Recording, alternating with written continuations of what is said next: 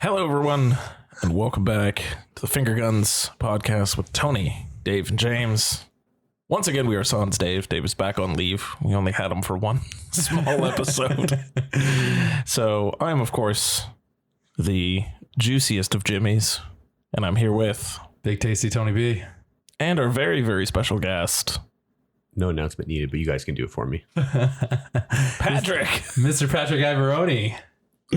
Thank you, man.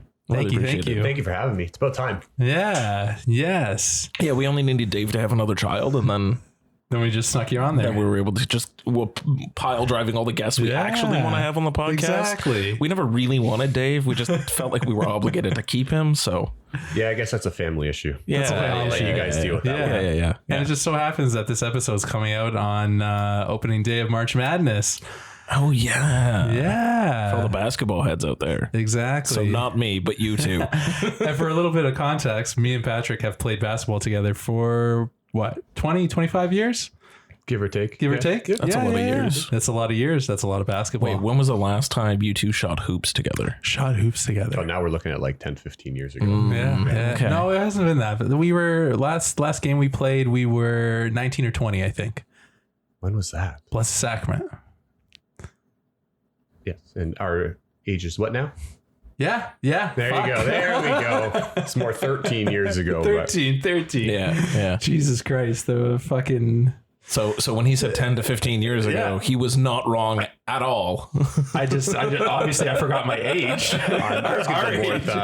Math is definitely not your strong suit. Never was. Yeah, never was. I was accounting for 4 years and Still not your strong suit. Still not my strong suit. Anybody out there that had Tony as their accountant, you might want to go figure out if you're going to get called for some fraud. Yeah. Get someone to comb over those books a little bit. Check those 2 plus 2s because they trip Tony up a lot. Oh my God. It's 22, right? 2 plus 2? Come on. 22. You just put them together. Put them together, guys. Oh my God. Anyway, Let's get thanks started. for being here. You want to get into this? Yeah, let's do it. Let's get into this.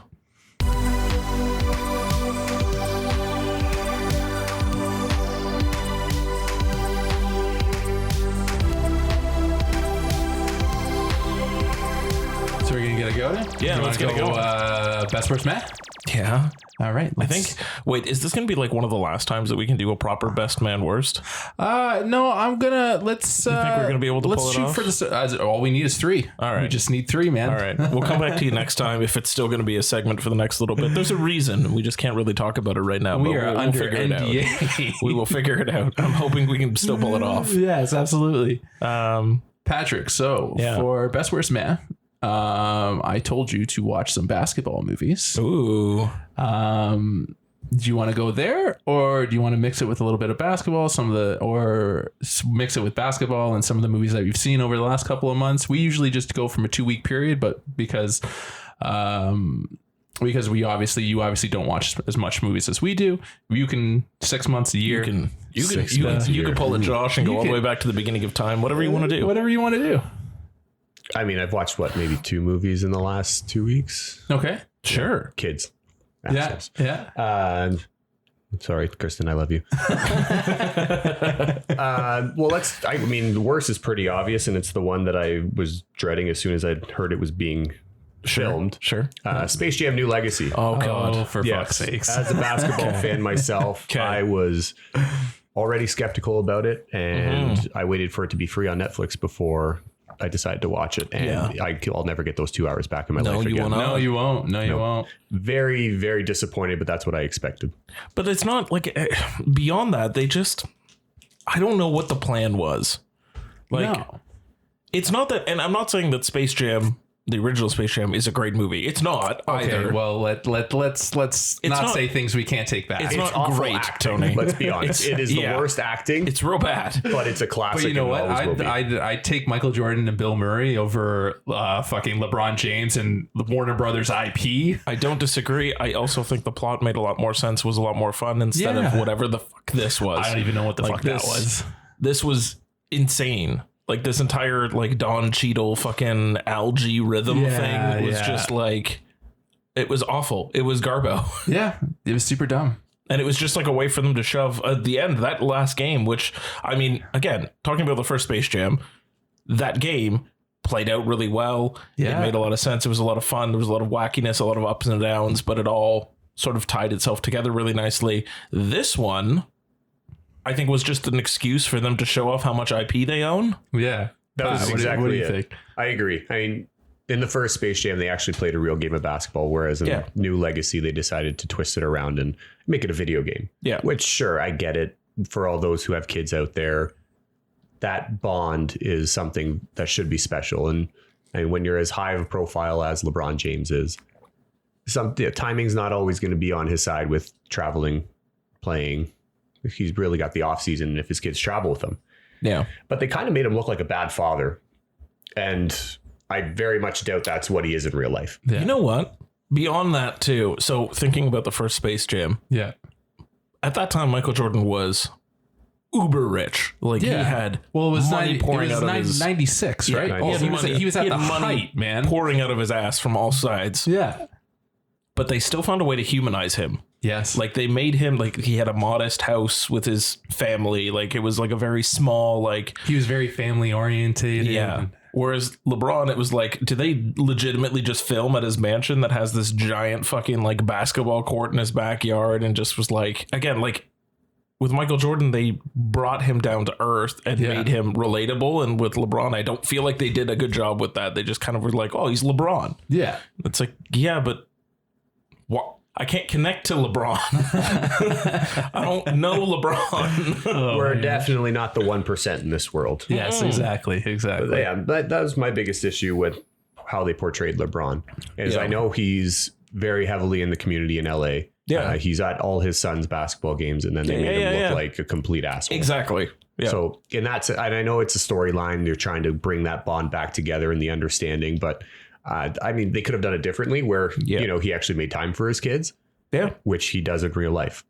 So I was not a fan of that. I don't even really think I'm a LeBron fan, but that's just like, that's cold. Yeah. Warner It Brothers, really what was. are you doing? Absolutely. I'm not thinking about the original Space Jam. I'm trying to figure out like what was the motivation for Michael Jordan at that time. And I guess it was just like he was aimless. He like didn't, he like lost his mojo. That's when he transferred to baseball. That's when he transferred to baseball. Right, and then golf briefly. Yeah. Golf was just something he did on the side. Just on the side, but that's how he got brought into Looney Tunes. Exactly. Yeah, it Richie was for the ball. Yeah, it was. Come on, Wayne Knight. Like that movie. The cast is good, man. Incredible. I fucking love that movie so much.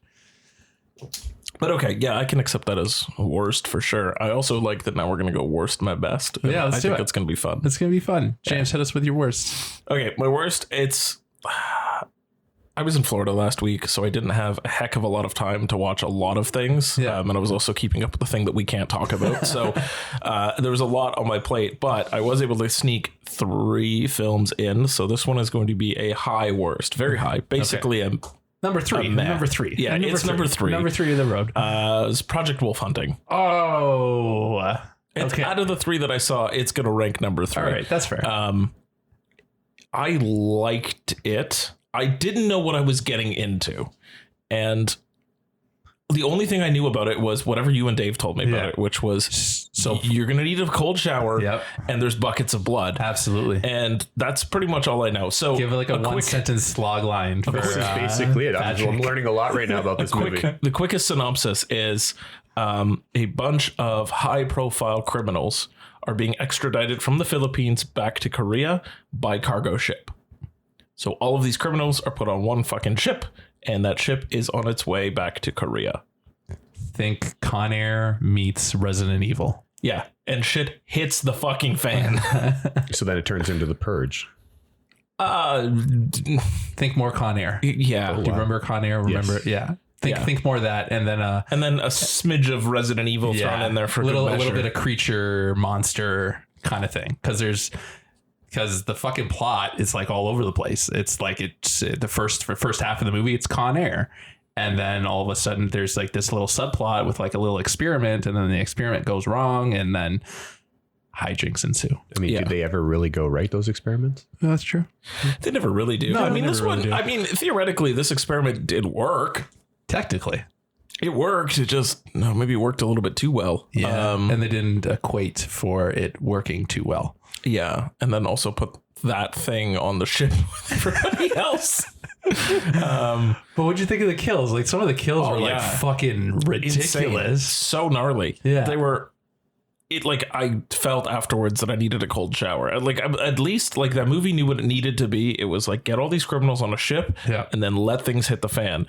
It was just like, that's all it had. So I was like, okay, this is fun. I had a fun time. Yeah. It's a little long. It gets a little bit too flashbacky, I think, somewhere in the middle. Yeah, it gets a little bit too convoluted when they go into like the backstory of like the experiment and stuff. Yeah. I thought. And then world building at the end for some reason. I'm just like, and gearing up for the sequel. Yeah. It's like, I don't know that I need this, but okay. Yeah. There's just like extra stuff that was thrown on that I don't think was completely necessary for a movie that was just a bunch of criminals that need to get back to Korea.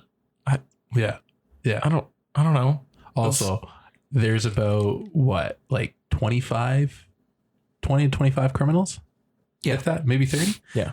They have about like half that in cops on the ship. Yeah. What did they expect was going to happen? Well, especially after like the way that it's set up too. The reason they're not even going by air and they're going by sea now is because someone like blew themselves up at the front of the airport. Yeah. It was like you Still too soon. You can't talk about that. I can, because that's the way the movie opens. Although I too was like, man, you're going with bomb at an airport? Jesus. It's Korea. There's no rules in Korea. It's true. It is Korea. But yeah, overall, like I enjoyed it. I still thought it was a lot of fun. It's not amazing, but like it's a simple premise that just gets to the point and you're just showered in blood throughout most of it. And it's a lot. It's gruesomely over the top. Love it. Worth it. Definitely worth it. What do you got?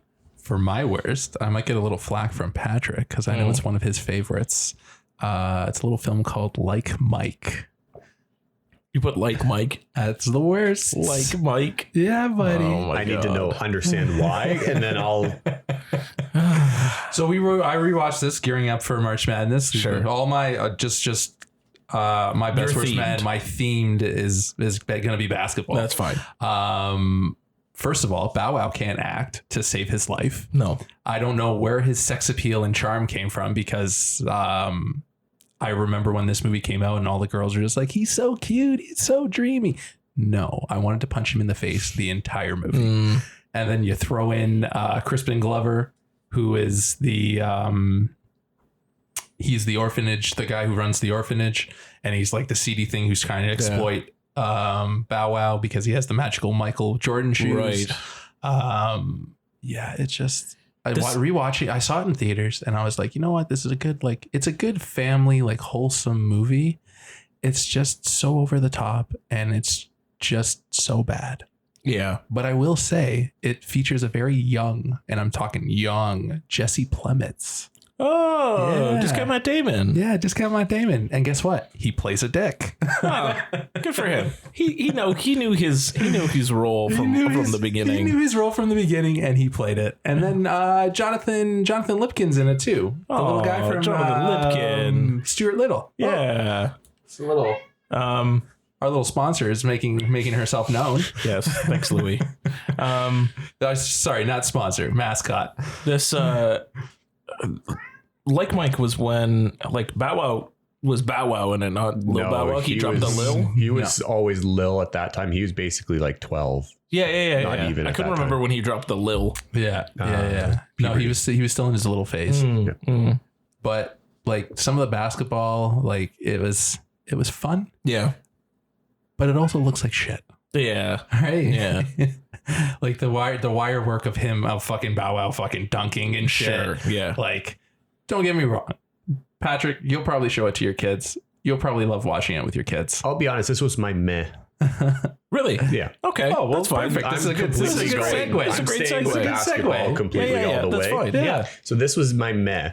And the reason again was the acting just sucked. Okay. Yeah, it was terrible. I mean, mind you, you're talking about a lot of kids acting that are probably in their first way into the industry. Yeah. So you got to think about that too. And then, like you said, Bow Wow is Lil Bow Wow at the time, not an actor at all. No. No, I don't. Did he do anything else after this? Yes, he he did a couple. He's in a few as Jesus. he's more matured. We'll Right. say. Yeah. I can't think of. Well, them he off was the top in of my head. Tokyo Drift. Yes, and he was okay in that He one. was thinking okay in about. that. Yeah, he I figured didn't it want to out punch. by then. I didn't want to punch him in the face. That's when he then. was Bow Wow. Yeah. Yeah. He was no yeah. longer yes. Lil Bow Wow. He was. And then I think there was another one called Roll Bounce with Nick Cannon, everybody's favorite. Oh, Daddy of the Year, Nick Daddy Cannon. of the Year, Nick Cannon, right? And I think that's about it. He wasn't in that much. Yeah. And yeah. But just at this stage, not a good enough actor. No, exactly. To lead in a movie. You're looking at your best actor being Eugene Levy in that movie. Eugene Levy, yeah. And I'd say Morris Chestnut. I didn't like his acting. You didn't like his acting? He was his usual. He was his usual self, though. I've seen him as better in acting, though. Okay. He's better than that, and that was that's pretty early in his career as well. Yeah. But I feel like he had to play down to the character he was playing, Right. and the story. So it's my med more because of the storyline. Mm-hmm. The acting we can put aside, but it actually had a good storyline where, again, you have this superstar basketball player, all about himself, doesn't care about anybody else, and then all of a sudden you get this kid enter his life, orphan or not, and then all of a sudden he's a family man. So the storyline is good. It ends with the adoptions of both Jonathan Lipnicki's character and Lil Bow Wow's character. And the whole thing just comes together at the end. He loses his powers because of the shoes getting ruined. He still is in that last play. They win the game. Hooray. Yeah. It's a feel-good movie. It gets there. Yeah. And that's where it's the meh for me. I could care less about the acting part of it in there. But overall storyline, I think it was well done. Here's something that I want to actually ask that I just thought of. Yeah. Looking back at Space Jam and New Legacy, Space Jam, and now Like Mike, since that's what we're talking about. Yeah. How many basketball stars did it end up having? Well, Space Jam had the original had a ton. Like you had cameos from you had like Gary Payton was in there, Charles Barkley. Sorry, Charles not Barkley Oakley. was there. Yeah. You had Dirk, Steve Nash, all the guys that were big at the time. They've entered that movie at some point during that. And I guess New Legacy tried to do the same thing with like the kid scanning a bunch of basketball players. They did. What I did like about that part is that he incorporated the WNBA. I agree. And that was nice. It is good to see that the WNBA is starting to get some more respect on its name. And then Like Mike. So Like Mike was Steve Nash and Dirk Nowitzki. Yeah. They were in it. It was funny. There was a little like cute little cutaway where Dirk goes up to Bow Wow and he's like, "Can I get your autograph? It's for my daughter or for my niece or something." Niece. And he's like, "What's your niece's name?" He's like, Dirk. So I thought that was funny. And like he goes up to Allen Iverson, like Bow Wow goes up to Allen Iverson. He's like, "Oh my God, Iverson, I love you. Can you sign my autograph?" And then his teammate has to pull him away, being like, like you're not supposed to do that kind of thing. I also need to correct myself. Those those basketball players that I mentioned were in Like Mike, not Space Jam. So Space Jam was more of the old school guys like Muggsy Bogues in there. Muggsy Bogues was there. Charles Barkley, Patrick Ewing, Sean Bradley. He's awful. He's not even an all-star. It's just freaking tall. Just a lanky He's just a big guy. He's just a big guy, man. Yeah, when you're 7 foot something, I mean, that'd be great. I could be in the NBA too, that height. Of course. All you have to do is just kind of wave your arms around. You'll be okay. Yeah. So I like that aspect. If you're going to have basketball movies, you got to have the real players in it. That's what I mean. That's what I was curious about. It's just like seeing the differences between 3 different time frames of basketball movies. Exactly. Like Mike was like early 2000s. Oh, and fucking Vince Carter was in Like Mike too. Yeah, Vince That's Carter. when he was in his prime. Yeah, that was Vince Carter in his prime for sure. When you could safely wear a Vince Carter jersey and be like, yeah, you're cool. Exactly. And I could touch on that, but that's a whole nother conversation that would have to happen. I mean, I'll be honest, I'm not happy the way that whole outcome played out with Vince Carter. But then you think about it as he was getting towards the end of his retirement and everybody in Toronto loved him again. Yeah. They all wanted him to sign and retire in Toronto. Yeah. And I think that's part of the issue, right? He's a villain because he left. He wanted to win. And at the time, Toronto wasn't the place to win. No, absolutely. I mean, it wouldn't have been at the end of his career really either. No. He could have been, but you're not going to sign him for however much the veterans minimum is. Yeah. But I mean, you got to put respect on his name from the beginning. No matter what, he put Toronto on the map. He's Vinsanity, man. Exactly. So the way that whole thing played out, I don't completely agree with him being a villain. You're upset he left. He was the superstar in Toronto. He brought it on the map, and then he left. So does trying to further his own career. Exactly. It is what it is. At that time, that made sense. I get it. That's all I got to say on that. I just want to make sure that fans out there, I know you all love Vince Carter, so stop. James, hit us with your meh. Oh, yeah. My meh. Oh, that's right. Because you guys overlapped. That works. My meh. So on the flight down to Florida, I decided to, because I still have not seen Clerks 3. I'm just kind of working up to it. Yeah. So I rewatched Clerks 1 because I hadn't seen that in a long time. And I used to remember really, really liking it. And now I just kind of thought it was fine. Yeah, that sounds about right. I saw Clerks 2 recently with Melissa, and I'm like, I don't think it really holds up. Yeah, it's fine. It's honestly, it's nostalgic. Yeah. I would say that, if anything. Yeah, I found myself like enjoying sort of some of the more serious parts of it. Like there's still jokes that I absolutely love and I'll never get tired of. Of course. Like 37 in a row. Like, and also trying not to suck any dick on the way through the parking lot is great. There's no notes on that. It's perfect. Like there's just so much, and like you can like knowing how it was made too. Like I was able to like see sort of parts of it, like the fact that, you know, the gum in the lock of the shutters was just a way so they could shoot at night. There's just like stupid little things that were just like, oh, this is brilliant. Like what a way to shoot this for like absolutely no money. Absolutely, man. And just like, it's just a bunch of friends just hanging out, just hanging out, having a good time, right? It's long as fuck. Really? I thought it was like Clerks 1? Clerks 1's only like 90 minutes, isn't it? Yeah, and somehow it still feels long. But like the way that it ends is always just fantastic because Dante gets his comeuppance. Yep. And realizes he's just a piece of shit. And Randall's just a G.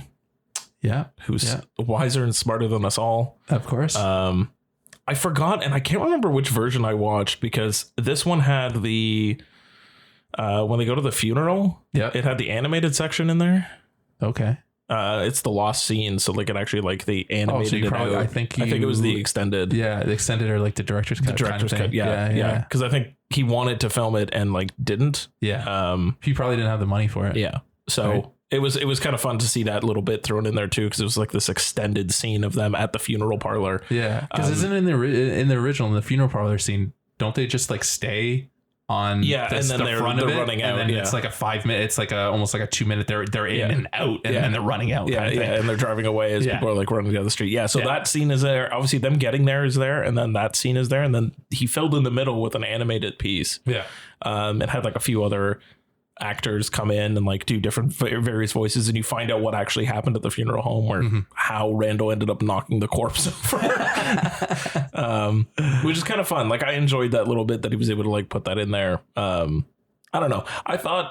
I think I liked it a lot more when I was younger because I think it just played into my sensibilities when I was younger. It was dick and fart jokes, right? Like when you're younger, the whole way through. It's all dick and fart jokes. Yeah, he hasn't grown from that. He's still the same dick and fart. When you watch Clerks 3, it's still the same shtick. Yeah, it's still that. Yeah. I'm sure it's going to be, and I'm sure it's never going to really end. But no, I've started getting more and more tired of Kevin Smith. The later he keeps making films, because it's just never changing, and it's just like, I've changed. Yeah, it's not him, it's me. I feel like with Kevin Smith, like his movies are still the same, but it's like that nostalgic feeling. Yeah, like his movies like bring me back to a simpler time kind of thing. I know they're not the greatest, and I'm not going to defend them that they're great. But it just reminds me of a simpler time. So you're always when you're watching a Kevin Smith movie, you're always guaranteed that nostalgic feeling. Yeah, for sure. Watching like Chasing Amy and Clerks and all that other. I still have a soft spot for Zack and Miri. Of course, Zack and Miri, I have a soft spot too, and same with Chasing Amy. I think Chasing Amy is his best one, and that one still littered with fucking dick and fart jokes. But like Chasing Amy has a heart, man. Yes, and that's the same thing with Zack and Miri. Zack and Miri, like it's that thing, but it has heart. It has a heart. Yeah. I think that's what it needs. Not that Clerks doesn't have heart. It does. It does have heart. Just I don't relate to that heart anymore. Exactly. We've grown up. Yeah, We've grown yeah, up. Whereas I think Kevin Smith has not grown up. Yeah, and that's okay. And that's okay. That's okay. Yeah. Like I said, you always know what you're getting into. Yep. Right? 100%. Okay, so we need your meh. Okay. So this isn't really Is it a going to meh. align with Patrick's I don't best? know. It might. I'm actually curious. Unless it's if you're sticking on the basketball theme, we might be in the same boat here. So it's not really a meh. It's more of a second best kind of thing. That's fine. Number two, it is a film called He Got Game. He Got Game. This is not my best. Not a chance. He Got Game. He Got Game, directed by Spike Lee, starring Yeah, Denzel yeah. Washington. Yeah. Very, very simple premise. It's like as simple as they get. Denzel Washington is in prison for a crime that he committed. Yeah. His son is the next prodigy to be signed by a university. Yeah. Warden is behind a big university that wants his son. Yep. So the warden's like, hey, if you get your son to commit to this school, I'll reduce your sentence. Oh. So then they release him and they give him a week. And then from there, Denzel Washington tries to rekindle his relationship with his son while trying to get him to sign for, I think the university was Big State. And then it goes off from there. The film is your typical Spike Lee. Yeah. Like it's not anything different. It's Spike Lee. It's Spike Lee. Yeah. It's Spike Lee. It's great. Denzel Washington is great. Ray Allen plays his son, Ray Allen. Obviously, Patrick would know who Ray Allen is. Second best 3-point shooter of all time. Hey, all right.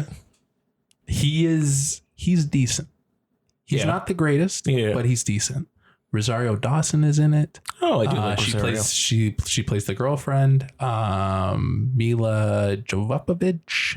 Mila Jovovich. Yeah. She's in it as well. She plays the prostitute with a heart of gold. Nice. And yeah, that's all I gotta really say about it. It's really good. It's a pinch too long. But if you like Spike Lee, you know what you're in for. Now, is Ray Allen the only basketball star in this movie? He's the only basketball star that I recognized. I can't confirm or deny it. All right, we'll go with it. That's fine. It's a one star. But I like some of the locations, because some of the locations that they play street ball and stuff, those are actually real like locations where I'm assuming he was in New York, yeah. Because Spike. I'm sure they filmed some of them in New York. It's either in New York or LA. One of the two. Yeah. I can't remember where the parks were, but I recognize the parks that they shot at are recognizable parks. Yeah. And Denzel Washington, man, like he can really do no wrong. Yeah. Like he could fucking be Batman and still pull off a great performance. Of course he could. Don't give them any ideas. Right? Come on. Well, we still need that Meryl Streep Batman movie. Come on. Meryl Streep Batman movie. Jesus. Patrick, hit us with your best. All right. My best. Oh, and boy. it's one of my favorite movies of all time. Of all time. I love it. Okay. Again, sticking with the basketball theme, I'm going to go Coach Carter. Coach Carter. All right. Has everything you need in a basketball movie. Go on.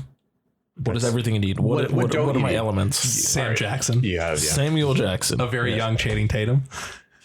I mean, that's not why I like it, but it doesn't have it's completely off the premise of, let's throw in basketball stars. Sure. Let's actually put actors into this. Let's give it one of the best feel-good storylines that a sports movie can have. Okay. This would be my equivalent sports movie to a football movie like Remember the Titans. Sure. Yeah. It's that feel good at the end, even though, it's always a happy ending. Well, in this one, it's not a happy ending. Right. Yeah. It is, but it isn't, right? So the whole thing, you have Sam Jackson, you got, as you said, Tony.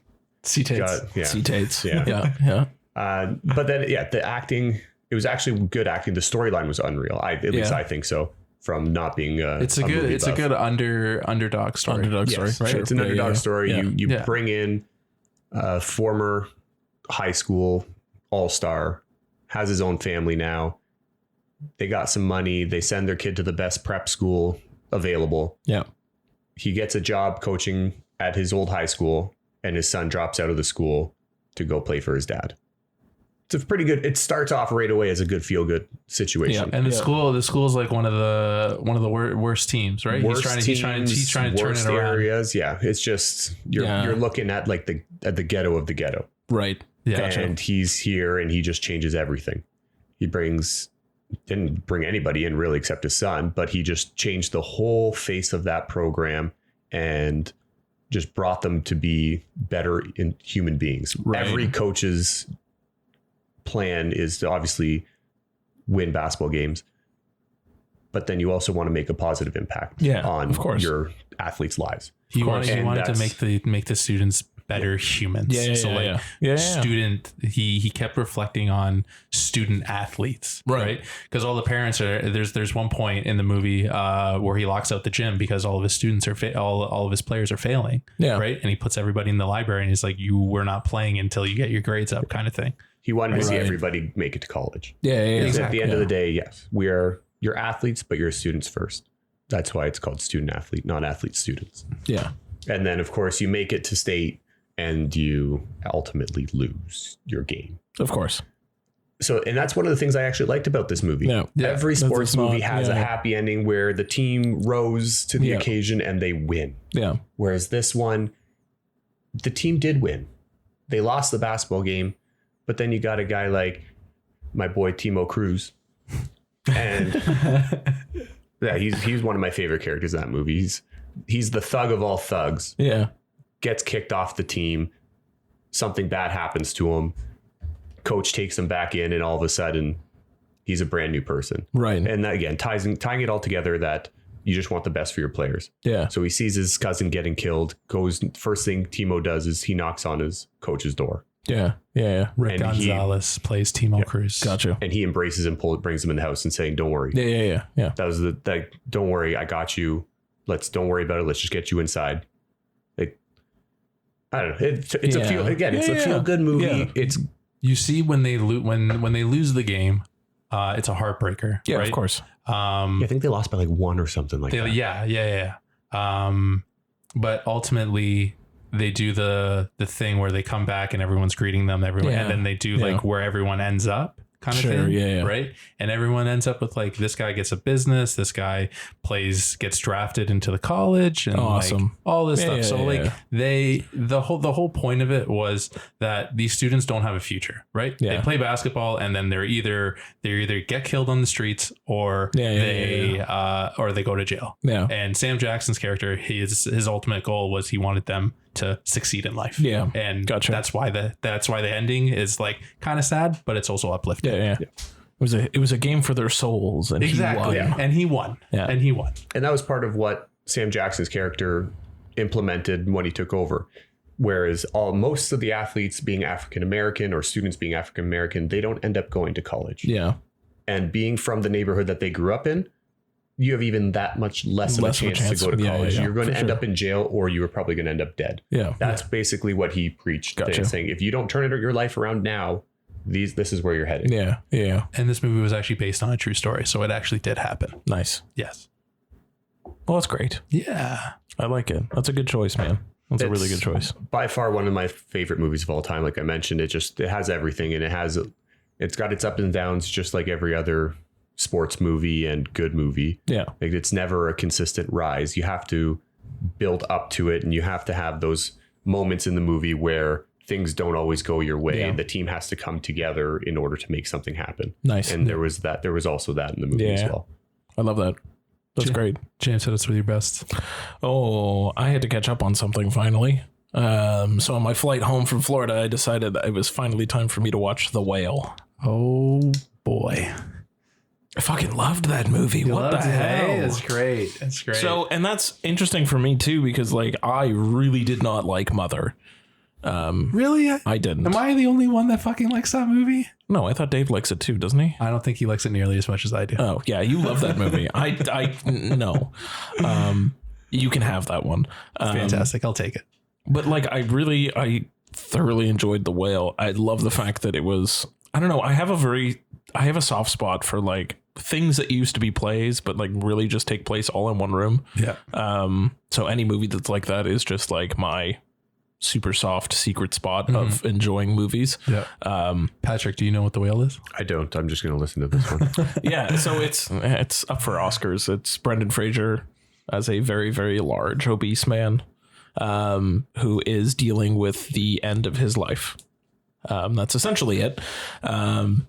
And it just plays out with him trying to reconnect with his daughter, and try to also find his own path to some type of salvation of some kind. Characters come in and out, and every single, I can't point to a weak actor in that movie. No, they're all aces. Every single one. Yeah. Even the fucking pizza delivery guy nailed his little spot. Like, it was just like everything was just firing on all cylinders in order to make that work. And it worked so well. Yeah. There's not a weak moment in it. I don't think that any of it could have been cut or trimmed in any different way. No, like, I don't think so either. Lean as it can be, and like it hits all the notes that it needs to hit. Those last 15 minutes, man, brutal, emotionally devastating, brutal. There was like, when I saw it in because I saw it at TIFF, just sobbing. Yeah, fuck. Even I was sobbing. Yeah, like at one point, That's because you're a little bitch. Yeah, I know. Yeah. I literally had to catch. I literally had to hold my breath. I don't know if it was just like my emotions playing with me, that I was just so unbelievably tired and like I was just vulnerable. But I literally had to hold my breath because I couldn't stop. I'm not gonna spoil too much, but like at the end, when you figure out the reason behind the essay, and then also when Sadie Sink just says the word daddy. Yeah. I was like, I'm on a plane surrounded by other people. I need to like not start sobbing uncontrollably, but like it was difficult. Yeah. That movie was way intense by the end. Yeah. There were people were still leaving the theater and like beet red, like masks were soaked from tears. People were like it was everybody in that theater was a visible fucking mess leaving. And it was ridiculous. So totally worth the best spot there. Definitely seek it out, Patrick. If you're this sounds like a movie that I might actually enjoy watching. Yeah, it's quiet. It's not gross in any way. I mean, it's a little gross. Not really. I can't really look at pizza and ranch dressing in the same way. Don't ruin pizza for me. Come on. Yeah. You'll go a week and then the next week you'll be like, you know what? I'm kind of jonesing pizza. Yeah, no, you'll be fine. I like food. I'll probably eat it still. I had pizza 3 days after watching that movie. I was fine with it. It's not a big deal with creamy garlic, so it kind of was about the same. I wasn't. Yeah, that scene is tough. Yeah, that scene's definitely a tough one. Honestly, like it's not easy to relate to someone who's like that overweight. Yes, but there was a lot in there that you can relate to, just in his own personality, and like you can also understand what happened and why he is the way that he is, and everything. Like it all makes sense, and it's just, I don't know. Brendan Fraser fucking knocks it out of the park that entire time. Fingers crossed, man. Fingers fucking he deserves crossed. It. He really does deserve a lot of recognition for pulling this off, because like it's a performance. Yes, absolutely. So anyway, yeah, watch it. It's good. It's really, really good. So it's me. Got the last one. The best. And the best for last. And it is actually one of the best movies. It's definitely a favorite of mine. It was a favorite of mine in high school. I still feel the same way I did when I saw it the first time. Keeping on the basketball theme, it is a film called Love and Basketball. Nice. This movie meant a lot to me in high school, playing basketball, and just it's again another, you know me and simple stories. Yeah. It's about these two. It's about this couple basically, and how they started as friends from childhood, and how they rose up the ranks, like playing basketball in high school, college, and then professional. And it's just like the story of their relationship. How they met, how they stayed together, how fate led them back together, kind of thing. Yeah, it's a feel good story, and like I said, it meant a lot to me in high school playing basketball. It meant a lot to me in college after I stopped playing basketball, and then when I really stopped playing basketball, it hit me a lot harder. Too. Interesting. Yeah. This movie is fucking wonderful. You definitely need to seek it out, and seeing it now as a 30-year-old. Wow, that's fucking strange to say. It hits a lot different, and like I saw, it's almost like it's very empowering, right? Because I related a lot more to it. Like when there's a part when Omar Epps' character finds out that his dad's cheating. and he really needs somebody. And he's talking to her name's escaping me right now. God, what is her name? Her name is can someone say that for me? Because I'm not going to be able to pronounce it. Sana Lathan? Yes. Yeah. Her character is talking to him, but she has a curfew, right? And if she doesn't make her curfew, she's finally gotten the starting spot in college, and she battled so hard for, and she's got a curfew, but her boyfriend is losing his mind, and she's stuck because she's like, fuck, what do I do? Right. I want to play and I want to rise up the ranks, but I also want to be there for my boyfriend. Yeah. And it's like that give and take kind of thing. And obviously he doesn't take it well. Of course. And that ultimately leads to the end of their relationship in that scene. But yeah, it's not like they're at a small school either. They're at USC. USC. Right. It's a big school, right? School. Yeah. And like he's a top player. She's a top player. Yeah. Right. And it's like that they're being torn between their love for each other and then their love for basketball. Yeah. Right. Yeah. It's weird because they don't actually break up.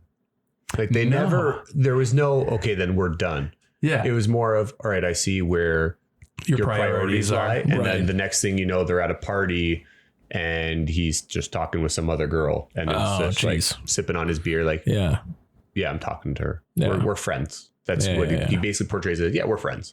Yeah. Also, Omar Epps' character is kind of fucking. I actually pulled out one of your words, James. He's a fucking douche canoe. Yeah. He's a fucking douche in that movie, and I didn't really realize it until rewatching it again. But you got to think of who his character is in that movie. His dad was an NBA superstar turned agent. He's one of the most sought out after recruits going into the college, and then he's the alpha of the college immediately in his freshman year.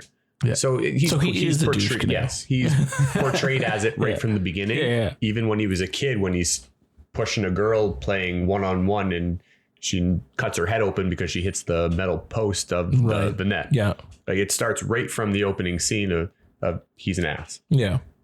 It's just ingrained into his character. Exactly. And he doesn't really know what to do with himself, right? Because like he has big shoes to fill because his dad's a superstar. Everyone's expecting him to be a superstar, and he ultimately wants to be better than his dad. Right. And it's that fucking like just trying to be better. Right. But not knowing because all of his influences is his dad. Yeah. His dad isn't the greatest person. Right.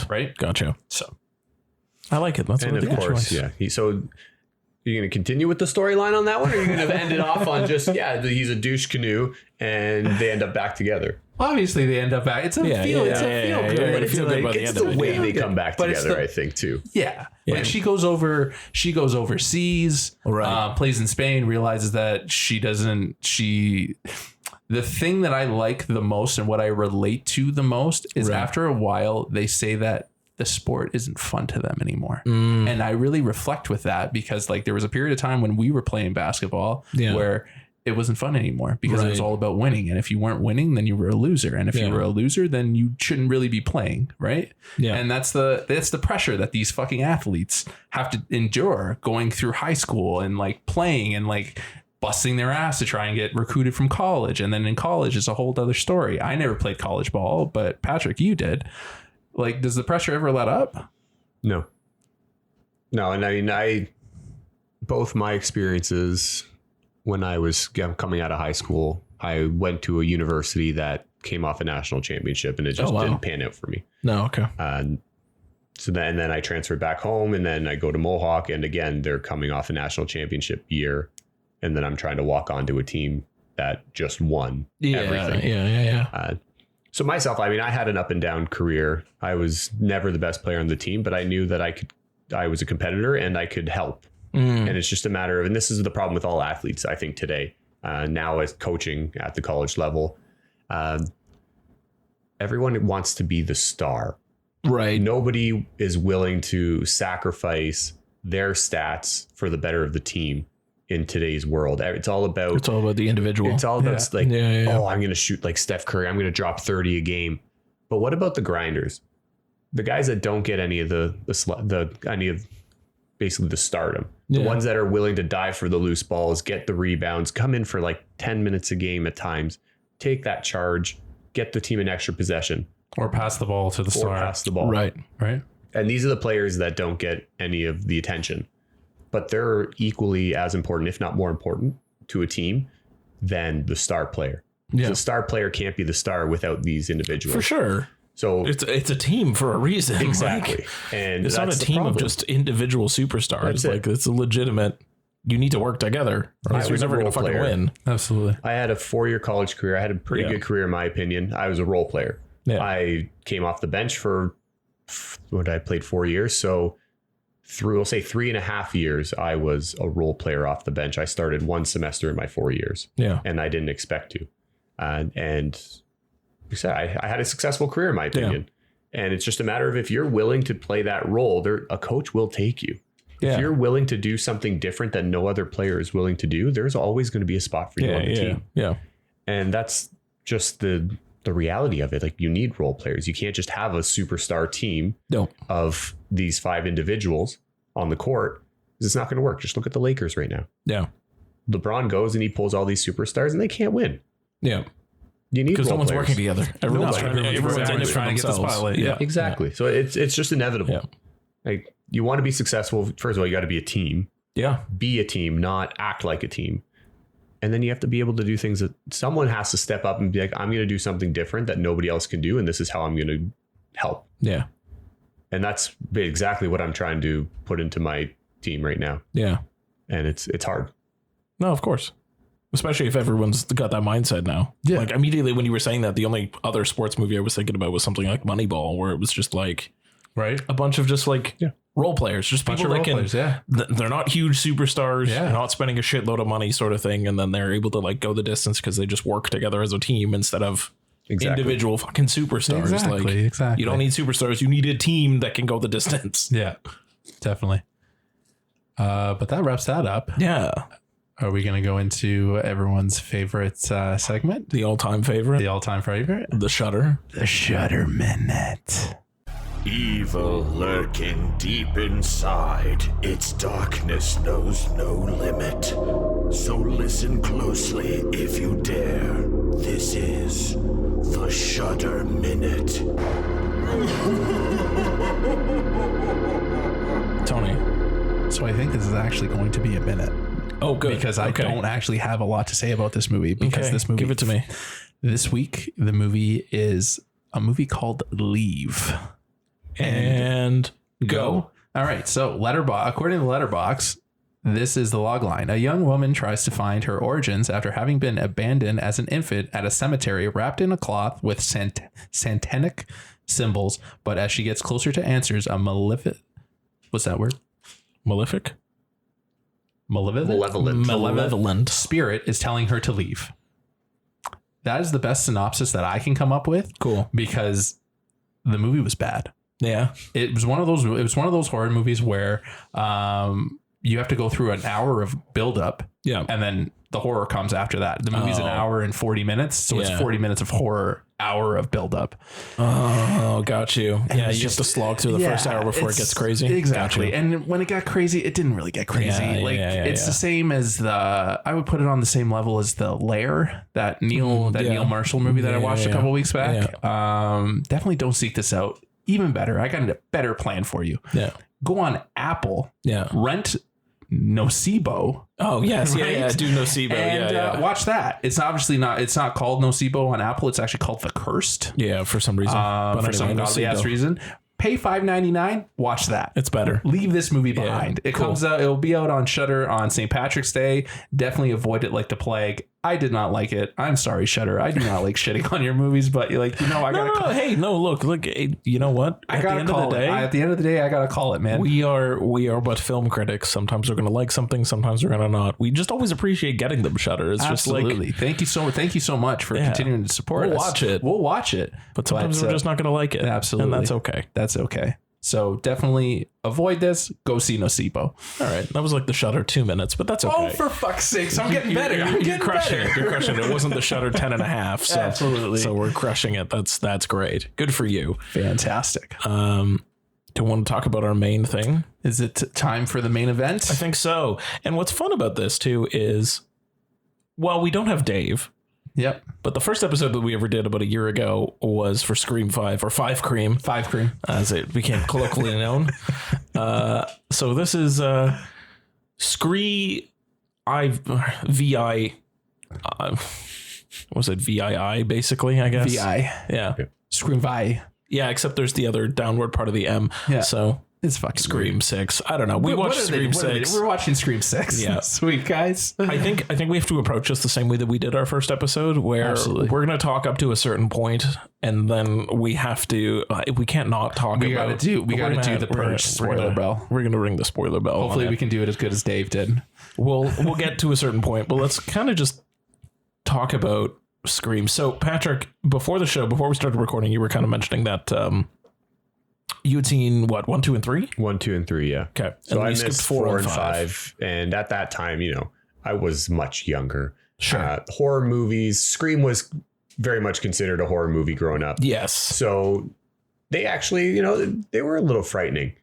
But Yeah. I did not feel that way about Scream 6. There was a lot of satire, and I didn't realize it until after. But when did it turn into that? I think it was around Scream. Well, I mean, okay, so the first one, The first one's a lot funnier now than it was back then. for sure. Yeah. But the way that it did its satire was a little bit less on the nose because Yeah. it hadn't already built its own universe yet. Like, once you got into Scream 2, then the Stab movies as a franchise started existing, and that became its own layer of meta satire that they were able to talk about within the movie. But in the first one, it didn't exist yet.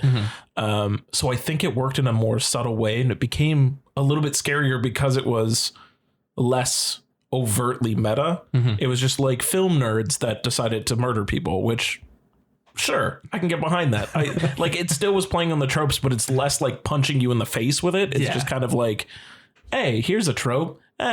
Oh, don't go in there while he's watching TV, and then he gets fucking destroyed in front of a TV. Like, it's fine. 2, I think it starts getting a little bit off the rails, and then by 4, it's like you're full blown. It's just a meta horror at this point. Like, it can't be anything else. Yeah. Well, it becomes by 4, it almost becomes a commentary on itself. Yeah. Right. And then 5 and 6, it's even more of a fucking commentary because you're doing satire on the horror genre, but you're also doing a satire on the franchise as a fucking whole. The franchise, you're doing a satire on franchises in general. You're doing a satire on remakes and requels, if you want to call them that. I fucking hate that goddamn word. So do I. But that's what it gets more and more in the weeds the deeper into it you go. But I think by 2 and 3, it was kind of there, but it wasn't fully trained full speed ahead. Exactly. It was right after 3 because there was a big gap in between 3 and 4 from what I remember. Well, because 3 did really bad, right? Yeah. And I still think 3 is the worst one. Yeah. Right. But it came out around the writer's strike and stuff, so it's understandably why it did bad. Yeah. But then 4, I think they just they took whatever lessons they wanted to learn from the fact that 3 didn't do very well, and then just went hard. Well, they try to do something different, right? Yeah. Because then you get into the found footage aspect, if I remember correctly. Yeah. Right. And they do a commentary on found footage movies because back when Scream 4 came out, found footage was a huge subgenre of the horror genre. Yeah. Right? It was around the Paranormal Activity days. Exactly. And Blair Witch and all of that. Yeah. They always are trying to be relevant to whatever is going on in movies, horror or otherwise, around the same time that they're coming mostly out. Horror, but films in general. But you look at 5, they were talking about requels, right? And requels were all the rage, horror or otherwise. They were just coming out. That's legacy sequels. Legacy sequels, and then in this one, they were talking more about franchises, which have been around for a while. But yes, I get it. Again, you're in a franchise. You're talking about franchise movies. You're talking about world building. You're talking about universes.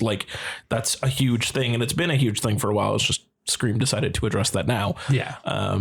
Which is fine. Yeah, they could have done it in the last one, but they decided to do it in this one. It's fine. They're planting the seeds. I told you, man. If you listen to that episode, They're planting the seeds. They're planting the seeds. I do like the setting of New York City. Yes, absolutely. I like them getting out of Woodsboro, setting a new stage. Yeah. for all that. Yeah. Yeah, I also liked the fact that it became kind of like a police procedural kind of in the middle. With like a lot of like working on the boards and like they had all the suspects and I was like, ooh, this is fun. Kind of because they mentioned that like you gotta have like a true crime mini series now is kind of like I did the like thing that sells. And like so when they had like a little bit of like police like procedural kind of investigative working, like I was almost like Law and Order kind of thing. Yes. Yeah, especially with like the crime scenes and like, you know, a lot of dead bodies.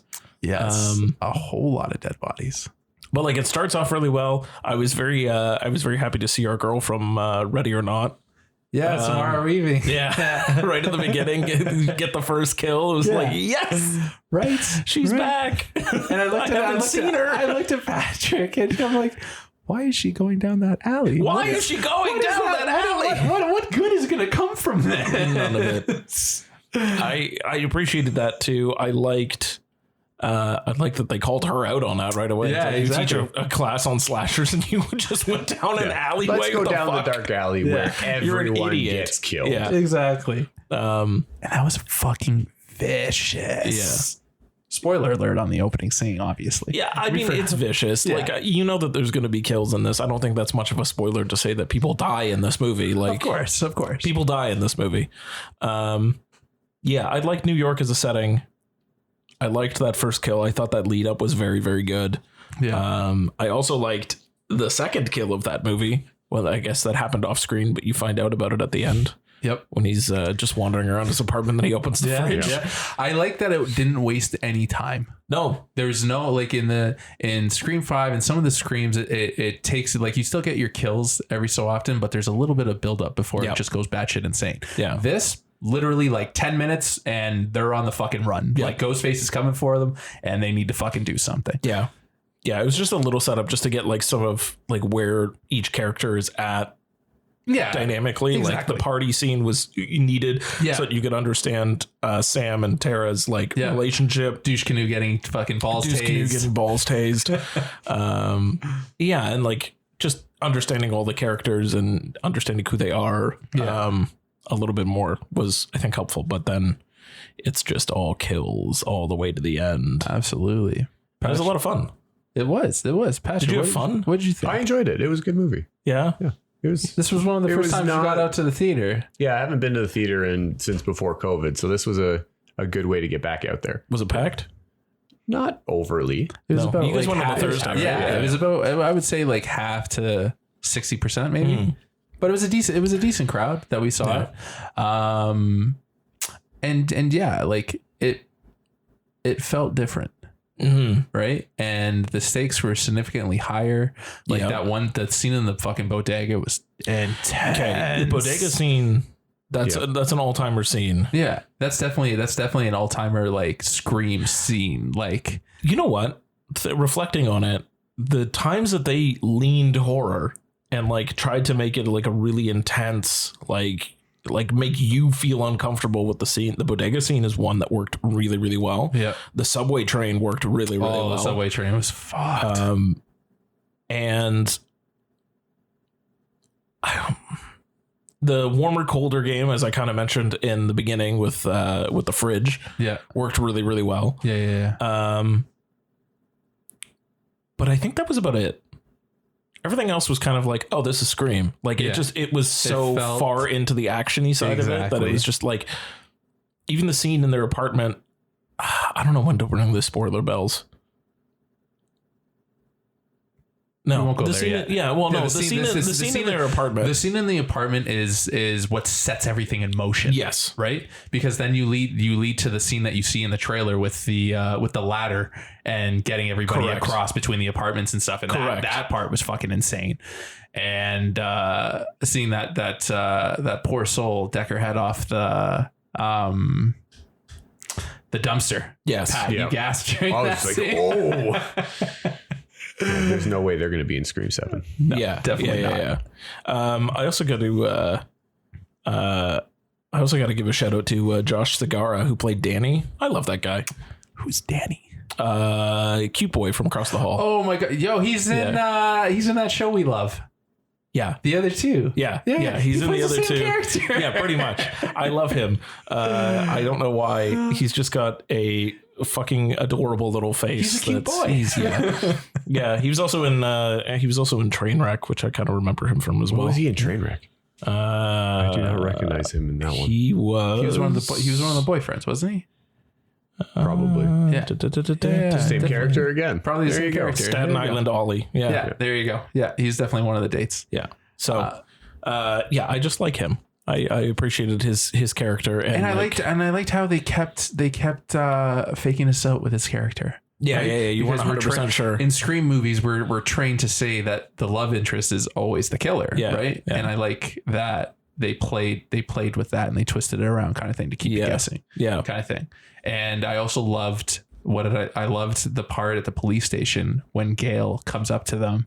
And Sam swings at her, and she fucking moves dodges out of the way. But then Jenna Ortega comes out and Mrs. Terra's, Mrs. Terra's roundhouse punch. Yeah. I love that, and I kind of like what they did with Gail and how Gail was kind of in the shadows, kind of thing. She's less present. Present. She's kind of fading out. We're more focused on like the new core four, so to speak. Core four. I fucking love that too. It reminded me of fucking Girl Next Door, because they're like, we're a fucking tripod. So let me just ring the spoiler bell, because there's a few things I also want to talk about that I don't feel like I can talk about without giving people a chance to skip over this. Thank you, Tony. Okay, so if you haven't seen Scream 6, this is where you jump off. Stop now. Yeah. Stop now.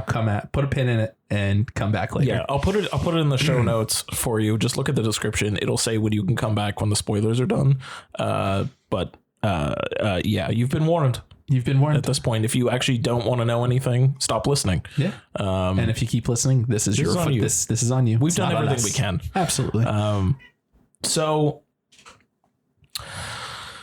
talking about Gail, they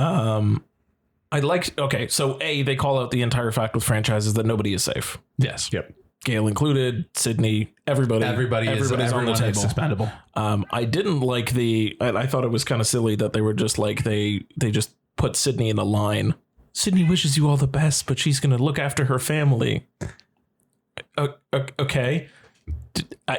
What? But I like how they did that though, because she said she deserves her happy ending. No. I agree. It was just like she just became a throwaway line of just like, we have to address the fact that she's not in this movie. Absolutely. So, well, they were gonna have to do it no matter what. Yeah. Like you're having your first Scream movie where the title fucking character is not in it. Yeah. Right. Yeah. So I was okay with it. It was just I just thought it was a silly line, and they just did it silly. But that's okay. I thought she would have played a little bit more of a presence, kind of thing. Yeah. But the way they handled it, the movie isn't bad for not having Sydney. Yeah. It's just a very, very different experience. For sure. Right. It is. And I think it was still fine. The murder-ish scene at Gail's apartment, I liked. I thought that was fun. I was hoping she was going to die in there. Not going to lie. So that's okay. So that's where I was like, so you set up this entire thing where it was like, everybody's on the table. Like legacy characters, they could be killed. Everybody's nobody's safe sort of thing. But then Gail fucking lives. Yeah. And I was just like, how many more fucking times does this bitch need to be stabbed before like she goes, right? Yeah. And like fucking and that one was brutal. Like that was a brutal stab that she took in there. Yeah. It wasn't just one. It was multiple. The drain. Like, she got stabbed with glass, with knives. Like, no, what? No. Yeah. And it wasn't just like a little fucking thing. It was a big fucking shard right in her stomach, probably in the same area where she was shot in friggin' Scream. I think she lifted the knife up a little too. Exactly. Yeah, like a little twisted there. Exactly. And even speaking of that, so I was talking even about the core four, like Mindy, like. She got stabbed, brutally, and like twisted the train, and it wasn't like he definitely hit some arteries and like some. But then she just runs up to the fucking crime scene, like, "Oh, I'm fine. I'm just on a lot of drugs." It's like, no, you're not. It wasn't. You're not okay. It wasn't like a small shank you got stabbed with. It was a hunting knife. I want whatever she was on. Yeah, right? Seriously, like. she ripped all of her stitches like 150 times on that run over there, because she just came running up like. And then going back to her twin, right? No, yeah, like they literally had him like pulled apart and fucking used him like a fucking kitchen knife block. Exactly. And he's fine. He's alive. No problem. No, and I mean, you could call it subverting the genre or subverting the tropes if you want, but like, no, you don't. Now you're not being realistic anymore. Correct. Right? Now you're just like, whatever. Like that guy was easily stabbed like 8 or 9 times. Like obviously 50 Cent was shot multiple times and he's alive. But you're talking about stab wounds. You become the thing that like the whole thing that they set up with this entire franchise thing, I think was kind of directed a little bit at like Marvel as well. It's like everybody's on the table, anybody can die. But then you literally just became Marvel and just didn't kill off anybody. Exactly. You just left them all. Like everybody's allowed to live and have a happy ending. See, and I was half expected for I can't remember his the only people name. that fucking died were the throwaway characters no one gave a shit about. Exactly. And that's one of its problems, right? But did they die? They never actually showed them being dead. Well, okay, no. Fucking it's Chad. So Chad. I was half expecting Chad to bite the dust. Yes. Okay. And as I was saying, like Chad, like I was half expecting him to go. And I would be okay with him going. Yep. Right? Because he goes out, and that whole other fucking like that little romantic bit with him and Jenna Ortega. Yeah. I feel like that was really forced. Like it didn't seem natural. It only seemed like the only place that they were gonna go. Yeah, like they didn't need that. No, right? I like that the core 4 is they're just friends. Yeah, right. They're just friends who went through a hell of an experience. They experienced this like fucking traumatic thing, and they're bonded because of this experience. Right. Yeah. Once you get into be like, ooh, I like you, and all this stuff, like it gets stupid. Yeah. Right. And then with him dying, it goes back to their rule, right? Of don't have sex. And like they were making out, and then all of a sudden Ghostface came, and then he gets fucking stabbed like a piñata. Yeah. Right? Yeah. Just let him go out. Yeah. Now, because I haven't seen the 5th one, I got to ask, was there any sort of hinting that was going to happen? No. So they had no. He had another girlfriend in Scream 5 who was murdered.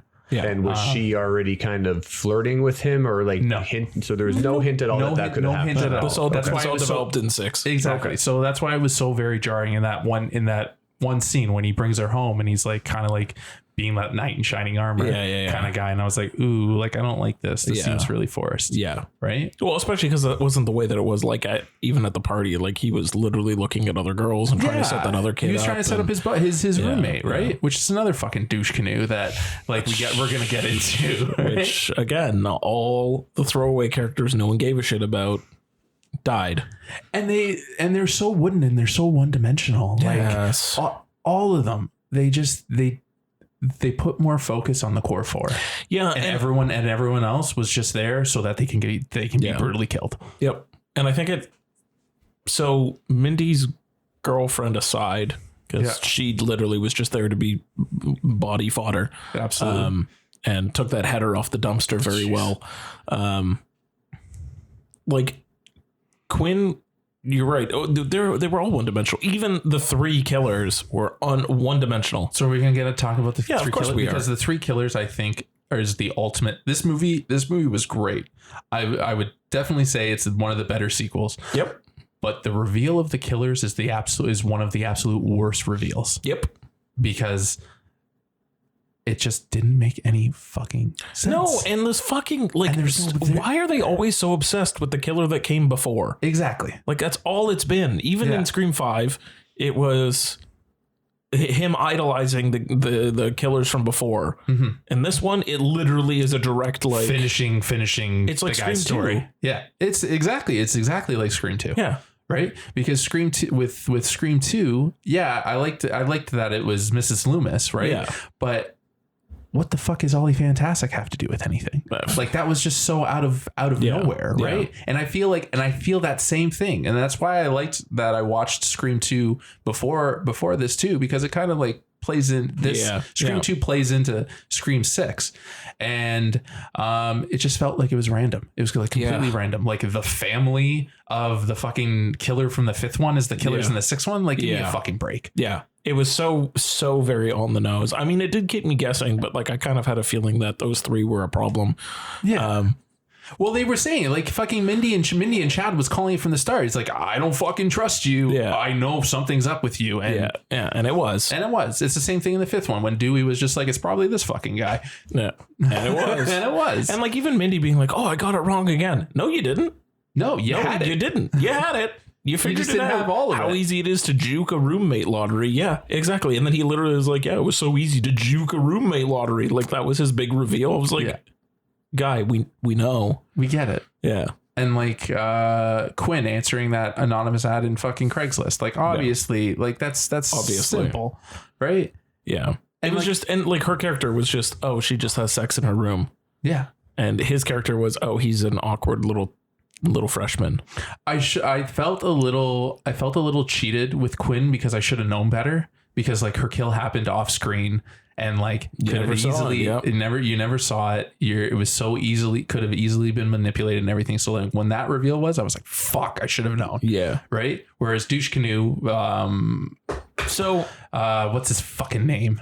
The roommate, Chad's Ethan. roommate, right? You knew he had, if he wasn't the killer, there was something wrong with him. Yeah. Right. Who do you think was, so in the apartment, like, let's break this down slightly. First apartment scene with dismembered guy in the fridge. Who do you think was Ghostface in that one? I think that was the dad. It could have been the dad. I think it was Ethan. But it could have been Ethan as well. I thought it was the dad only because like the dad specifically mentioned that kill at like, he's like, oh yeah, we had to deal with those guys because they were trying to But if he's kill the you mastermind too, of it all at the end, possibly, yeah. like you knew that one's hard. That one's hard to piece in. Yeah. And it was right at the beginning, so they had no other forefront leading up to that one. It was instant. Yeah, okay. So it's hard to tell, but I'm assuming now, again, not seeing 5 or 4. That it was an orchestrated, that he sent one of his kids. Probably. That's possible. Yeah. The apartment, the carpenter's apartment, because before Quinn gets murdered, in quotes, Ghostface is standing directly over top of her. So I have a feeling that was Ethan. Yeah. Just because that they also called that out right after. It's like Ethan had econ or whatever. But did he? Yeah. Did he?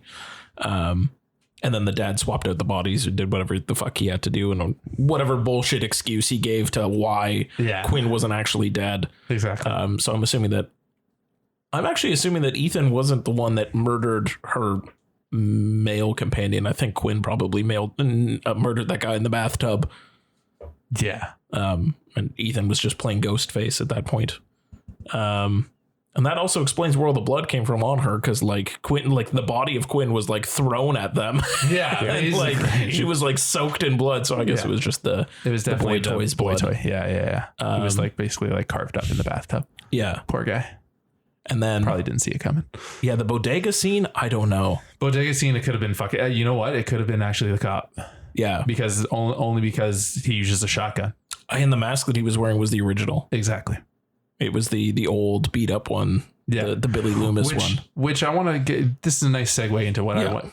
The fact that they were dropping masks from the old and just bringing back all the killers of the old, right? And kind of like being like, okay, that's Billy Loomis, that's Stu, that's Mrs. Loomis, that's Roman. Oh, and the little joke when they were going through the killers, it's like Roman's the soul. Ghostface. He was the only one that was good for him for his ambition. Just ambitious. Yeah, exactly.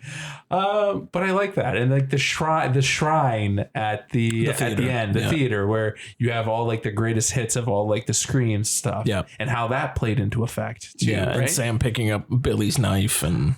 Again, that was caked in blood, which also I was like, I don't know that this knife is going to work the way that you think it's going to work. It looks like jam on there, man. Like that is a lot of blood. They probably sharpened it a little bit. Yeah, maybe. Maybe. That was one of the tying into that scene when she touched the glass. You're like, right away, you got to know something's happening with not just the knife, like the whole costume. So that did come from Scream 5. Okay. 5 Scream had a lot of her seeing Billy in like the mirror, like he's a voice inside of her head. They established that one in 5 Scream, that like she definitely has a part of her that is very dark. Billy Loomis. Yeah. And if you remember the first episode, I did say in the episode, I hope to God they're planting seeds so that this can come full circle in the sequel. And boy, did it fucking come. Man, her kill of even just like, because she also stabbed Ethan. Just like the amount of just like like just like it's and the fucking say stabbing that guy in the fucking throat. Amazing. And like right through his belt. And like when she like dons Loomis's costume, his mask, that final kill. Oh man, I had a literally shit-eating grin, and I had my hand over my mouth because I didn't want anyone to see me grinning. But and also in the theater, I'm pretty sure me and Patrick were the only ones laughing at anything. It's fair. It was actually funny. It was not, like I said, it was not scary at all. There were scenes that were like tense and like you felt like really, I don't know what's going to happen, but scary. No, like I'd never like jumped out of my seat or anything. It's never really been that for me anyway, but Scream has never really been that kind of way. No. And like the only thing I would say that was wrong with the final kill is I wish she fucking cleaned the knife.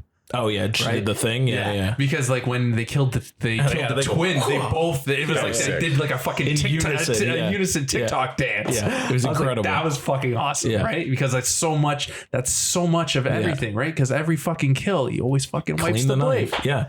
Right? Which again, well, why are you using Billy Loomis's blood-soaked fucking like jam-covered blade? Like what is that stabbing through? It's like caked in blood. Exactly. It's not going to do fuck That's all. not sanitary. Right. And then fucking Quinn. Was it Quinn who got the TV, or was it? Yeah, it was Quinn who got the TV. Yeah, right at the end with the final that he's coming right now. Yeah, they kicked the TV. Yeah. But there's one thing we haven't spoken about yet. Go on. Kirby. Oh, the Kirby of it all. Yeah. How did you like what Pat, you haven't seen the fourth one, so you wouldn't know who Kirby is. Kirby was a important what would I say, an important part of the fourth one? I know who she is actress wise. Yes. I mean, she's been in some good movies and TV shows. Yeah. Gorgeous. Drop Dead Gorgeous by all means. It was definitely like when she came on though, it's very much like it's Kirby. And they like had a moment in the movie where like, I guess they were expecting everyone to just like applaud. But she's not that big enough of a fucking character to get that response, right? I initially was like, who? Oh yeah. Like I had to think about who the fuck side character who got stabbed. Yeah. Of course they got stabbed. But even still in that fucking scene, she gets stabbed with the same fucking knife, and then Sam goes, "I'm gonna need this. I need this." Stab takes it out. Kill that fucker. Yeah. Like. Yeah, and like the fake out with her being the killer and everything. I didn't like that, and I didn't really like her being an FBI agent either. No. Like I feel like it was like very like disgraced FBI agent. Yeah, is she? I don't even know. Is she? Was he lying? Like, I don't know. Who fucking knows? That's the problem with the end. I feel like for 2/3 of the movie, it was great. They were fucking. It was new. It was fresh. It was a new way of introducing Scream, and then they got bogged down by the tropes of their own fucking franchise. Yeah. Right? Yeah. Patrick, would you say the same thing? Yeah. Yeah. I agree. Yeah. I still enjoyed it. I still enjoy it. I still think that it's a top tier sequel. I told Dave the ranking would be the first one, the second one, and then this one. 6. Yeah. Because I don't really like, I know a lot of people like the fourth one, but I didn't really like the fourth one as much as people liked it. So yeah, and that's the thing I was thinking about too. I was trying to like weirdly rank these in my head because I didn't rewatch them before this one, but we watched them all before 5 last year, so I feel like I didn't need to like go down that rabbit hole. Like again. I just did 2 and 5 before this one, and I forgot to tell Patrick to watch the fifth one. So that's okay though. I think that it left me open-minded to what was going on because I had such a huge gap in the time of the movie and just in time to be like, these aren't even scary. Yeah. So I was very open-minded to what was going on during And I filled him in on some bits, like when I could see that he was a little confused, then I just whispered in ear, "Oh, this is this. He's like, "Okay, that makes sense." But did it deter you from the movie? You felt like you were completely lost? No, they did that movie very well. Yeah, it was very well written, and the way that they directed it and had all the characters in it, I didn't feel like I missed a whole lot besides what happened. Some of the pieces of what happened that led to this. Yeah. And it was just a couple connecting tissues that aren't super important. And I think they did a decent job, like kind of not over explaining what happened in 5, but just kind of like mentioning that like stuff happened in 5. I think I'm with Tony. I think it's like 1, 2, 6, 5, 4, 3, I think in my ranking. I would say that. Yeah, mine would be 1, 2, 6, 3, and the other 2 I haven't seen yet, so it's hard for me to say. Yeah, but 1, 2, 3 is definitely bottom barrel. But 3 can live at the bottom. Yeah, and it's a toss up between 4 and 5. But you're right though. Like I don't remember anything about 4. Yeah, anything. And like it's forgettable. It's forgettable, and like the only thing that comes to mind is the last kill in 4. Yeah, did 4 have that outdoor chase in the woods? No, I don't remember. No, that wasn't that late. I don't remember. I remember that scene. No, but there was multiple. No, there was like a cabin that they ended up going. I don't remember now. Yeah. It's been a long time. I gotta rewatch it. Yeah, I just remember the hospital scene where Emma Roberts is doing something, and she looks at Sydney and looks at Gail, and Sydney goes clear, and they fucking paddle her head. Yeah, I do. Yeah. That's a memorable kill. I also they also in this one, just before we wrap it up, they also mentioned, they keep like dropping weird hints about Stu.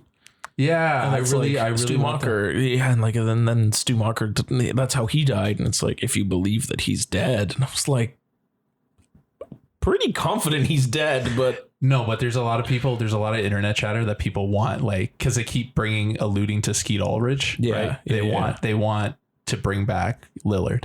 In some capacity, right? Yeah, that would be nice. And like, you know what? And Stu had an illegitimate other daughter, and now it's Lubis versus what the fuck is his last Macher? Yeah, versus Macher. See, I really want Jamie Kennedy. Like they find, they find like a fucking old VHS tape or something, nice. And they're like struggling to find like a VCR, and they pop the VCR in, and it's fucking Jamie giving like advice to them. I feel like that would be fucking cool. That would be cool, right?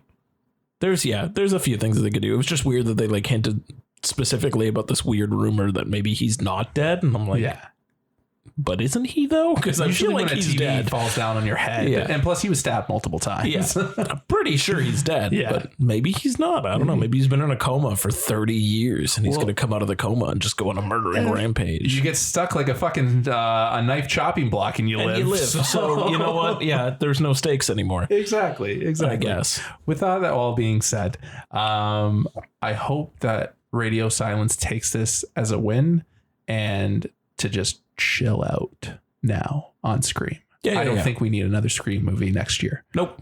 Take a breather. Obviously, sit back, assess what happened. Exactly. Do your one movie just so you can close out the fucking trilogy if you really need to, because everything needs to be a fucking trilogy these days. Yeah. But we definitely don't need another Scream movie next year. No.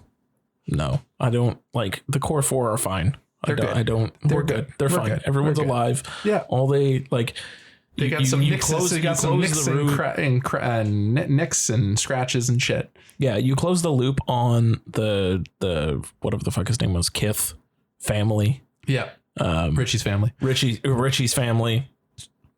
Unless you're going to bring in like a second cousin twice removed at this point to like be another like what, or like their mom. I don't know. Also, that being said about the mom, I like that they wrote off the mom. Yeah. Because that was one of our questions in the first episode. Yeah. Where the fuck is the carpenter's mom? Yeah. Right? Dead to them. And in this one, you're just like, you're kind of like, where the fuck's the mom? And then there's like, oh, mom cut me off after this, I told Billy, told Tara about Billy. And then Tara wrote her off after she cut me out. Yeah. Perfect. We don't have to answer. Cool. We don't have to ask any more questions about the mother. Exactly. Right? The missing mom. Yeah. So would I say this is all like a resounding recommend on our parts? Patrick, what do you think? I'd watch it. Yeah, you'd recommend it? Yeah. Yeah. It was good. Like I said, it was well done. Yeah. I mean, I'm always for an open ending that then they just don't do anything with it. So I'm hoping that is what they do. Yeah. Just leave it open-ended the way they did. Hey, just everyone just walked off leave into it. the sunset. Yeah, exactly. Let's just let that be. Yeah. That's fine. What about you, James? Big recommend? Yeah, I'd recommend it. Yeah. I'd go for it. I mean, especially if you've been watching the Screams anyway. It's a worthy sequel. Definitely. It's not amazing or perfect in any way, but it is a lot of fun, and I'll probably watch it again at some point. Definitely. So- I'm gonna watch this with Melissa. Melissa's a little mad that I saw this without her. Well, But too bad. She's in the sun, so she can suck an egg. Melissa, I love you. But yeah, it's a big recommend on my part. 100%. I'm fairly certain I just got the notification that Dave has pre-ordered the Steelbook. Oh my God. So we have that coming. Excellent. That's what I'm here for. I love that. So that wraps up Scream. Yep. You want to get into our little final segment? You want to be a little weirdo? Yeah. Can I be a wanna little be weird Dave boy? for a bit? Yeah, I'm going to be Dave for a bit. All right, let's get into Dave. Scratch out Dave's name. Tony's New Blue. What did that boy buy? It's Dave's New Blues. Tony, is it show and tell? It's show and tell. I love it. So I got another Blu-ray from our good friends at Vinegar Syndrome. Again with Vinegar Syndrome, man. It is PVT Chat. Yes. With the very gorgeous Julia Fox. Indeed. Paid extra to get that nice crisp Naturally. Of course you case. did. Of course just, you did. just feel that. Feel that. Oh yeah, that's card stock. That's right card there. stock Look at right there. that. Like you Don't cannot have rip kids. that. This will be gone in a day or less. Yeah. So it is a Blu-ray. It's not a 4K. Don't do that, Patrick. What are you doing? I've never seen PVT Chat, but I haven't either. I am very excited for it. Nice. Has your standard features and stuff, your commentary, short film, deleted scenes, that kind of thing. Nice. I'm very excited for this. I'm so excited that this case, The case is gorgeous. The artwork is worth the price of admission. I like the slipcover art better than the actual cover art. Yeah, exactly. And you know what? If you don't really like this cover art, you just fucking open it up and they got the cover art right there. You You can just flip it around. You definitely should. You definitely should. Definitely should. And that's also fun. Fun shout out to the film festival that is on the back in two little branches. If you can see it, yeah, it is one of our favorite festivals. It is Fantasia. Yeah, this film did play at Fantasia, and me and Dave are still kicking ourselves because we missed it. Yeah, that's crazy. Big shout outs to Fantasia then. Yeah, big shout outs to Fantasia. Big shout outs to Vinegar Syndrome for always putting together a good edition. Yeah, and taking all my money. Yes, I can't wait to one day watch this movie. Yes, we should watch it together. I've never seen it either, so let's fucking do it. Patrick, you can come too. Yeah, you're in. You're in. Come on. It's about a day without the wife and 3 kids at the time. Yeah. I love you all. Absolutely. Cool. Well, that was short and sweet, actually. Short and sweet. Usually Dave rambles on for hours about his nonsense. You can look up the movie. The movie's about a cam girl. Someone gets obsessed with her, and it turns into. To be honest with you, I haven't seen it. I don't know. We're not going to speculate. We're not going to speculate. We're going to go in completely blind. I don't really want to know what it's about. All I know turn into a happy rom-com. We don't know. Who knows? Julia Fox. It's Schrodinger's movie genre at the moment. Absolutely. It's every genre. Who knows? It may show up in a Best Worst Meh. It could. Stay tuned. It could. Oh, man. I like that. I like the idea of that. Well, good. I'm glad you got it. It is beautiful. So yeah. I feel like somehow I should add a photo of the Blu-ray cover or something to our Instagram or something, because we talk about them all the time and no one can see them. No, I can see them. So we should add a photo for sure. Yeah. For sure. We'll get there. We'll get there. So wrapping up, as I think we kind of mentioned at the top, March Madness is coming up. Yes, March Madness is starting March 14th, correct? Something like it's coming real soon on Pi Day. Selection Sunday coming up real quick. So today or tomorrow? No, it's not Sunday, is it? Oh, it's tomorrow. We're recording on Saturday. Yeah. It's Saturday. I apparently can't tell the days of the week. Patrick, give us your quick analysis. Who should people be betting on this March Madness? I think it's going to be a lot like last year's, where you have to expect the unexpected. Nice. There's a lot of schools that have traditionally been in the tournament that will be there as always. But this year's been weird. Like I said, you have teams like my favorite, which is unfortunately probably not going to make the tournament, North Carolina. They started at number 1 and then they just fell off the map and they haven't really been able to get back up there. They have a decent record. I just don't think it's going to be enough. And if they do go in, they'll be a very low seed. They might even have to play in the play-in games. Jeez. Yeah, it's going to be a tough one to really get everything wrapped around. I mean, you have Houston playing good right now. You have teams, again, that you don't traditionally see that are coming on the map now. And it's just these smaller schools are actually getting those players that they need to make a push. Yeah. If you were to pick a horse. Picking I was going to say also, who's the favorite to win? Like, who's everybody? I don't even know who the favorite would be right now. I think that you have to probably. I'm going to go honestly. Alabama's been impressive this year. Purdue's spent some time at the top, and I think they might shock someone. They'll probably both be a number 1 seed in the tournament. But I want to go off the map a little bit. Oh yeah, okay. I like underdog stories, and you're going to have that 12, 13, maybe a 14 seed that makes a little push. It always happens. But I'm going to go with right now, if we're looking at the rankings, I think that they're ranked. What are they ranked right now? I think Purdue has a good shot. They're ranked number 5 right now in the top 25. All right. So that's going to be my early pick before I see where everyone ends up. They'll probably be a 2 seed, which means they're not going to see anybody as a 1 until when it means most in that Elite 8. I'm going to go with Purdue right now. I think they're the most. I was going to say, take out a second mortgage, bet everything on Purdue. Put it all nice on thing Purdue. is, when they lose, don't come for Patrick. Don't quote me on that. It's been a crazy year. Like, you have teams that are losing to unranked teams all year round. Like Houston, one of their losses came to Temple, and they're not ranked. So it's one of those things. It's the nice thing about this tournament is you lose or you go, or you win or you go home. So once you're one team, you just need that play one good game, and then you go to the next round. Then you wait the next day and you win that game again, and then all of a sudden you have a Cinderella story. Yeah. But Purdue is going to be my favorite right now until I see what their road to the Final Four is going to be. Look like, yeah. Absolutely. I like it. Perfect. Well, I'm going to cheer Purdue then. Yeah, cheer Purdue. Well, I don't know anything about college basketball. Neither do I. I always go for Notre Dame, and Notre Dame sure shit. They've only won 11 games this year, and in conference, which Notre Dame is one of those teams where they're in the most difficult conference to begin with. Yeah. They're only 3-17 or something like that in their conference right now. Sad times. Yeah. Sad times. So you will not see them at the tournament. Sad times for the Fighting Irish. The legacy team's gone. Absolutely. Wiped out. Love it. Well, sir, thank you. Thank you for coming on, Patrick. Thank you for extending your sports knowledge and kind of bringing sports into a film podcast and talking a lot about basketball movies. Yes, I appreciated that.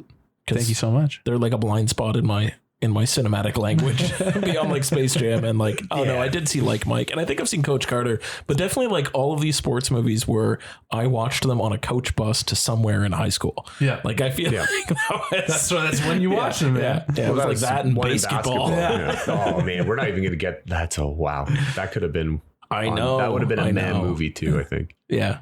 Tony thinks it's cinematic gold. It's a man.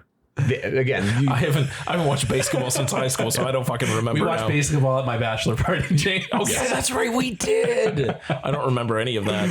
It's a med because of terrible acting. Yeah. Great story, sort of. sort of.